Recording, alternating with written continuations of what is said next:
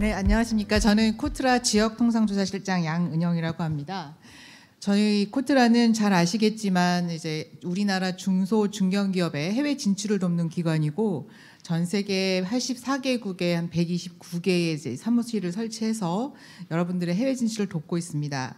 저는 그중에서 해외 시장의 정보, 동향 그런 것들을 좀 수집해서 어떻게 대응하실 수 있는가를 좀 알려드리는 역할을 하고 있는데, 거기서 저희가 그러면 해외 시장에서 특히 어떤 공급망이 흘러가는 그런 분야에서 이 ESG가 어떻게 나타나고 있는지에 대해서 좀 수집을 하게 돼서 그런 점을 좀 공유해 드리려고 합니다. 오늘 제가 말씀드리는 순서는 화면과 같은데요. 1번 의미와 경영의 필요성에 대해서는 많이 아실 것 같아서, 두 번째 부분, 최근 해외 시장, 글로벌 시장에서 어떻게 그 공급망의 ESG가 지금 시연되고 있는지에 대해서 좀 자세히 말씀드리려고 합니다. ESG가 왜 중요한지, ESG의 개념에 대해서는 잘 아실 것 같아서 그냥 넘어가도록 하겠습니다. 필요성에 대해서는 제가 두 번 말씀드릴 필요도 없이, 어쨌든 시장에서 우리 고객인 소비자들이 많이 착한 기업, 올바른 정도를 가는 기업, 그리고 지속 가능한 기업들의 제품을 많이 찾고 그런 기업들을 선호하는 건 잘 알고 계실 겁니다. 반대로 여기서 까딱 실수하는 경우에는 기업 이미지가 나락으로 가는 경우도 많이 봤고요.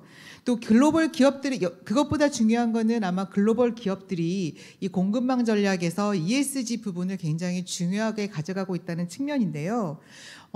일례로 이미 많은 글로벌 기업들은 자신의 협력사를 선택하는데, 자신의 협력사를 선택하고 평가하는데 이미 ESG 기준을 옵션이 아닌 선택적이 아닌 필수 기준으로 삼고 있는 추세입니다. 이미 오래전에 그렇게 되어 있고요. 실제로 제가 적어놓은 여러 가지 사례들이 있는데, 월마트 같은 경우도 그렇고요.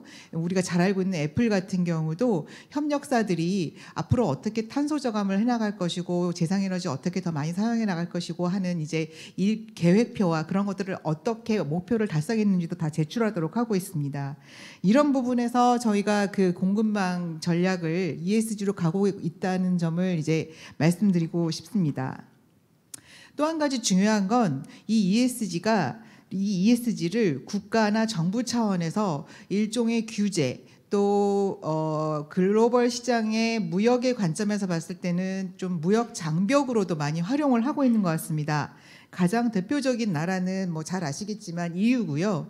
아까 미국 얘기를 하셨는데, 사실 미국도 이제 기후 공시를 하겠다고 했고 여러 가지 시도들을 하고 있다가 이제 정부가 바뀌면서 좀 방향이 바뀔 거라는 예측들을 많이 하시는데, 저희가 보기에는 그 전 정부의 신정부도 그 전 정부에 비해서 조금 강도나 아니면 어떤 정책적으로 들여놓는 부분의 범위가 좁아지긴 하겠지만, 이런 관점에서 즉 환경이나 특히나 노동 인권 이런 것들을 어떤 규제, 또 외국 기업이나 외국품들을 배제하기 위한 장벽으로 활용할 소지는 매우 다분합니다. 그래서 어떤 ESG라는 용어를 쓰고 안 쓰고 이 문제의 차이지, 특히 새 신정부의 대통령의 그 성향으로 보아서는 이런 부분들을 ESG의 커버는 아니지만 충분히 무역 장벽으로 활용할 가능성이 매우 높다고 보고 있고요. EU도 마찬가지로 정부가 바뀌고 또 지난번 정부 집행위가 좀 환경 규제를 좀 강하게 추진을 해서 기업들한테 부담을 줬다라는 비판에 직면했지만, 조금 규제를 완화해서 좀 속도를 조절하겠다 이런 차원은 있겠지만 그 절대적인 기조는 변하지 않을 것이다라고 보는 게 저희의 판단입니다.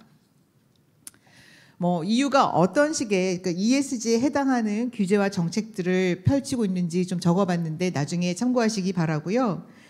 미국도 좀 많이 달라지긴 할 겁니다만은 이런 전체적인 규제나 장벽으로서 가져가는 부분은 변치 않을 것이다라는 부분 다시 한번 말씀드리겠습니다. 뭐 이건 앞서서 우리 홍수석 연구원님께서 잘 말씀해 주셨지만 이제 금융시장에서 투자하는 이제 기관들이 여러 가지 그 기업을 평가할 때 ESG 부분 많이 평가한다는 건 잘 알고 계실 거고요. 저희가 좀 정리해 놓은 여러 가지 투자자들의 이제 포지션들도 한번 읽어보시면 참고가 되실 것 같습니다. 제가 본격적으로 말씀드리고자 하는 부분입니다. 지금 글로벌 시장에서 그러면 ESG가 어떻게 나타나고 있는지, 특히 글로벌 기업들이, 대형 기업들이 자기의 공급망에, 자기의 협력 업체들한테 어떤 식으로 ESG를 이제 그 의무를 부과하고 그것들을 어떻게 또 실제 비즈니스에 연결시키고 있는지를 좀 말씀을 드릴 건데요. 이게 뭐 ESG 활동이 이제 현대자동차도 와 계시고 SK도 와 계시지만 대기업들이 사실 여유가 있어서 하는 그런 것들은 아니잖아요. 여러 가지 공시 의무도 있고 이런 것들을 지키기 위해서 하는 활동일 수도 있고 또 뭐 여러 그 사내에서 나타난 어떤 가치 추구도 있겠지만 저희가 주목하는 거는 이런 대기업들 또 우리가 잘 알고 있는 외국의 유명한 글로벌 기업들이 공급망을 관리하고 또 자기에게 부과되어 있는 여러 가지 환경의 의무들 그리고 뭐 인권, 노동 이런 거의 의무들을 공급망, 자기의 협력사들한테 어떤 식으로 또 다시 재의무 부과를 하는지 이런 부분에 좀 주목을 해봤습니다. 이 ESG라는 게 뭐 환경과 뭐 인권, 노동 그리고 뭐 그 기업이 좀 투명하게 경영해야 된다. 그래야 지속 가능한 성장을 이룰 수 있다라는 매우 좋은 취지로 시작을 했지만 안타깝게도 그 환경 규제의 기준이라든지 아니면 각 기업들이 갖고 있는 어떤 탄소 저감의 기술이나 어떤 설비, 공정 이런 것들이 차이가 있을 수밖에 없는데 처음에 이런 것들을 주창하기 시작한 나라나 기업들은 그 부분에서 당연히 월등한 지위를 가지고 있고 그 의무를 부과받는 입장에서는 그보다 못하니 이 기술과 또 속도의 차이 또 시스템의 수준 차이는 어차피 서로 불균형하고 이게 사실은 규제가 되고 또 크게 국가의 차원에서 봤을 때는 무역 장벽 또 시장 진입 장벽으로 작용하는 건 어쩔 수 없을 것 같습니다. 이런 것들이 사실 더 심해지고 있는 것들이 많이 보이고요. 사례로 한번 말씀을 드려볼까요? 맨 아래에 있는 이제 사례들을 잠깐 보시면 애플 같은 경우에 아까 제가 말씀드렸죠. 협력업체들한테 목표에 달성할 수 있는 재생에너지 그 비율을 점점 높여라 연마다. 그리고 그걸 어떻게 이행했는지 어떻게 성과급 목표를 달성했는지를 제출해라. 이런 것들을 자기들의 그 공급망 협력사를 평가하는 기준으로 삼고 그걸 추후에 선택하느냐 안 하느냐까지 가져가는 경우가 있고요. 폭스바겐 같은 경우는 우리 잘 알고 있는 유명한 일화가 있죠. 그 미국의 신장 위구르 규제라고 하는 신장 위구르 지역에서 나오는 광물이나 자동차품 같은 걸 써서 미국 시장에 들어오지 못하게 하는 이런 것들이 걸린 게 있는데 폭스바겐이 이제 그 미국항에 하역하지 못하고 수천 대의 차를 그 배 안에서 부품을 교체하는 그 있을 수 없는 해프닝도 있었고요. 이런 것들을 보면 이게 이런 규제들이 어떤 가치의 실현을 위해서 그 처음에 처음에 시작이 되었지만 기업의 활동에 있어서는 실제로 비즈니스에 그리고 비용과 여러 가지 그 시간 이런 부분에도 직접적으로 영향을 미치고 있음을 알 수 있습니다. 그 중에 중요한 건 몇 가지만 좀 자세히 말씀을 드려보겠습니다. 이건 너무 잘 알고 있는 우리의 EU의 CBAM, 그러니까 탄소 국경 조정 제도죠. 그 EU의 기업들보다 탄소 비용을 제출하지 못한 차액분을 EU 시장 안으로 들어올 때는 그 차액분을 내라라고 하는 겁니다. 쉽게 말하면. 그런데 그렇게 하려면 이 탄소의 차액이 얼마냐라고 하려면 EU가 그 외계 제품을 수입하는 수입업자가 이것들을 신고해서 아직은 아니지만 인증서를 사서 비용을 그 차액을 지불하게 되어 있는데 그러려면 우리의 입장에서 만약에 제가 EU에 수출하는 입장이면 내 제품을 수입하는 수입업자한테 나의 정보를 줘야 되는 겁니다. 거기에 필요한 정보를, 그죠? 탄소 배출량도 비롯해서 이걸 어떻게 계산했는지 이런 비용이 얼마인지에 대한 정보를 줘야 하는 그런 부담감이 있는 제도이기도 합니다. 아직까지는 전환기간이어서 실제로 인증서를 사서 즉 탄소 비용을 지불하고 있지는 않지만 그 전환기를 거치면서 그것들을 지금 계속 신고해 나가고 있고요. 저희가 현지를 모니터링 해보면 처음에 신고를 할 때 좀 약간의 시스템 같은 것도 좀 혼란이 있었지만 현재 시점에서는 굉장히 순조롭게 이루어지고 있고 좀 반발을 하던 유럽 기업들도 굉장히 좀 적응해가고 있는 모습을 보이고 있습니다. 좀 내용을 보시면요, 대상 품목은 철강을 비롯해서 6개의 품목 정도가 되고요. 그 보고 항목은 보시면 수입 상품의 EN 코드, 수량, 원산지 국가, 사업장, 생산 공장에서 들어가는 정보가 적지 않습니다. 이런 것들을 나의 임포터에게 제공해야 되는 그런 부담이 있는 그런 제도이기도 합니다. 아까 이제 홍수석 연구원님이 잠깐 언급해 주신 EU의 기업 지속 가능 실사 지침, 우리나라에서는 공급망 실사 지침이라고 번역해서 부르는데요. CSDDD 같은 경우는 영내외 소재 기업으로 분류해서 일정 규모 이상의 대기업, 또 로열티 수입 기업, 또 최종 모기업이 의무를 따르도록 되어 있고요. 의무사항 보시면 크게 4가지로 되어 있습니다. 내재화하고 식별해서 평가하여 적절한 조치를 시행하고 이해관계 고충 처리 시스템을 구축하며 이 이행 결과를 공시하도록 되어 있는 겁니다. CSRD하고도 연결이 되어 있는데 자세한 내용에 보시면 CSRD에 적용이 되면 이거는 면제할 수 있다는 내용도 되어 있습니다. 이거 잘 안 지키면 어떡하냐? 라고 이제 물어보시는 분들이 많은데 현재 지침에 나와 있는 내용으로 보면 아주 무시무시하긴 합니다. 위반 시 전 세계 연 매출액의 5% 벌금을 부과한다 이렇게 되어 있는데 사실은 이거는 가장 최종적인 거고요. 어떤 문제가 발견됐을 때는 이걸 계속 시정해 나가고 개선하고 이걸 투명하게 밝히고 하시면 되는 일입니다. 근데 문제는 이 자체가 아니라 아까 앞서 보신 것처럼 적용되는 기업은 이렇게 좀 큰 기업들이죠.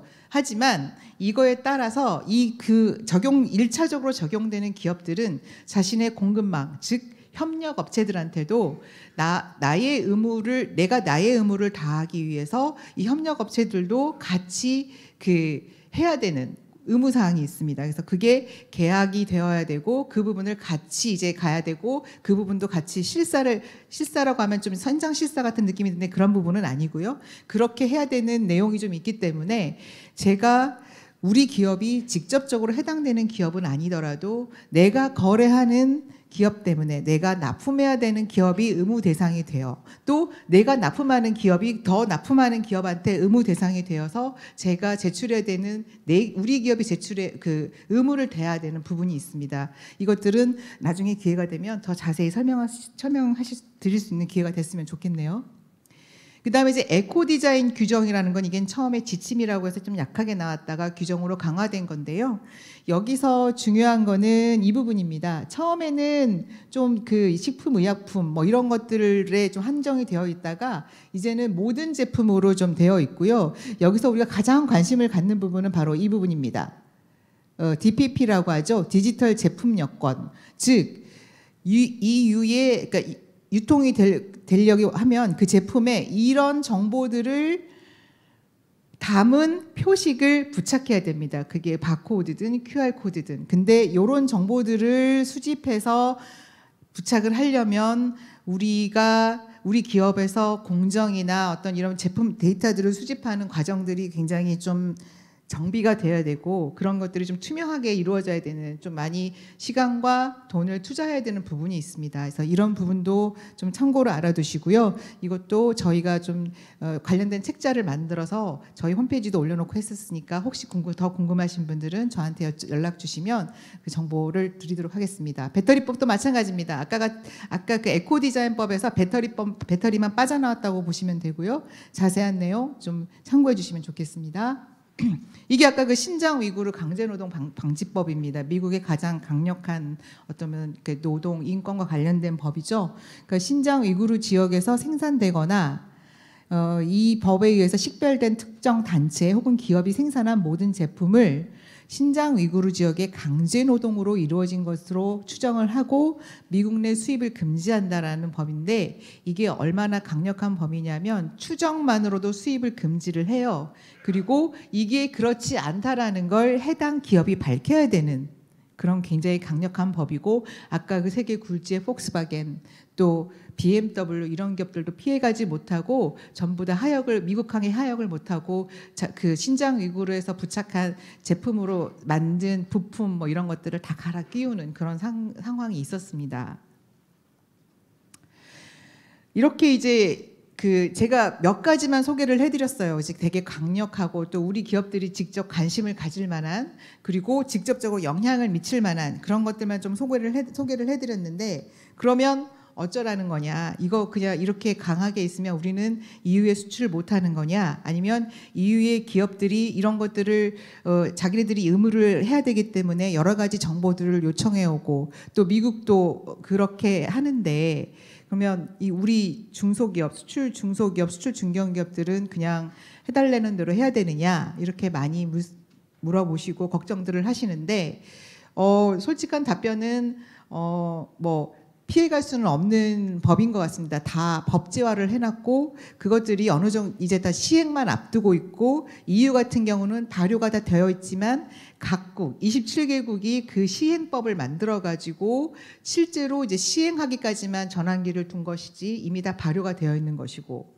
그래서 그렇지만 이런 것들이 굉장히 강하고요. 또 내용도 어렵고요. 또 여러 가지 컨설팅도 많이 받으시는 걸로 알고 있지만 이게 또 저희가 가만히 보니까 저희는 해외에서 이제 그 글로벌 기업들도 많이 만나 뵙고 사실 이런 것들 너네들도 어렵지 않나라고 많이 여쭤보는데 미국 기업들도 어렵다 하고 특히 유럽 기업들도 정말 많이 불만을 가지시고 어렵다고들 합니다.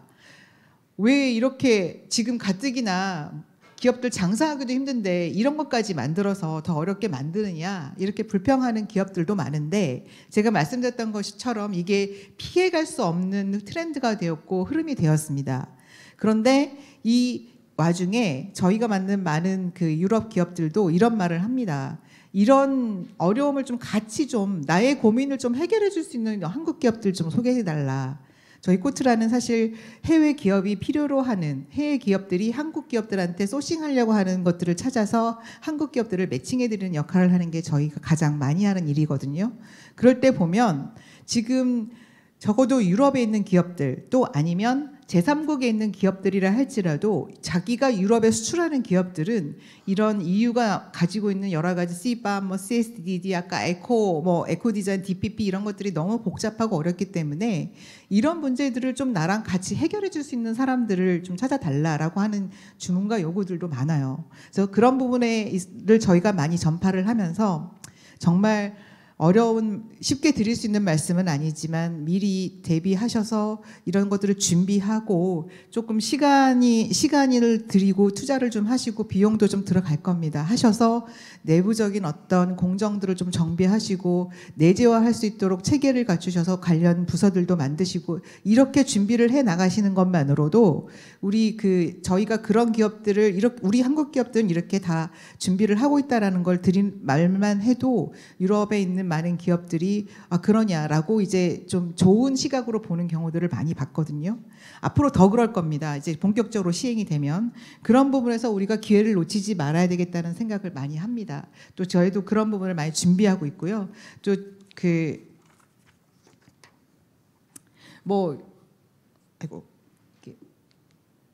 이게 계속 말씀드리지만 실제로 뭐 시장에서 보면 이게 시작할 때는 매우 좋은 가치로 되어 있고 되게 좋은 시도이지만 사실 기업의 입장에서는 추가적인 투자 또 규제, 장벽으로 느껴질 수밖에 없는데 옆에 저희가 설문조사한 것들 여러 가지 인용을 해놨는데 나만 어려운 것도 아니고 모두가 어렵지만 여기서 조금만 더 이제 좀 해주시면 저희가 보기에는 글로벌 시장에서 이게 같이 경쟁력으로 같이 가기가 충분하다라는 점을 충분히 보고 있습니다. 그런 점에서 좀 더 관심을 가져주시면 좋을 것 같고요.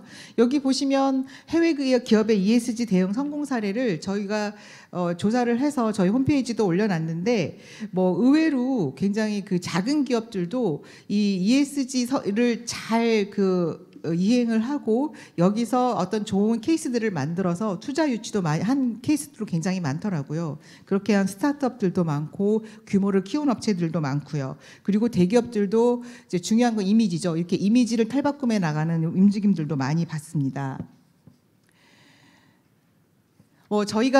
저희도 아까 동반성장위원장님께서도 말씀해 주셨지만 저희도 나름대로 주로 저희는 해외에 진출하는 기업들이 해외 시장에서 이 ESG 때문에 좀 그 뭐 경쟁력이 낮아지거나 아니면 아예 뭐 협력할 어떤 자격을 갖추지 못하거나 하시지 않도록 꾸준히 정보도 제공하고 있는 반면에 또 아울러서 여러 가지 좀 나름의 지원 체계도 좀 마련해 가고 있습니다. 특히 저희가 해외에 사무소가 많기 때문에 뭐 여러 그 기업들로부터 좀 자문도 받을 수 있도록 그렇게도 준비해 봤고요. 뒤에 여러 가지 그 내용들이 좀 있는데 지금 시간 관계상 일일이 말씀드리지는 못할 것 같고요.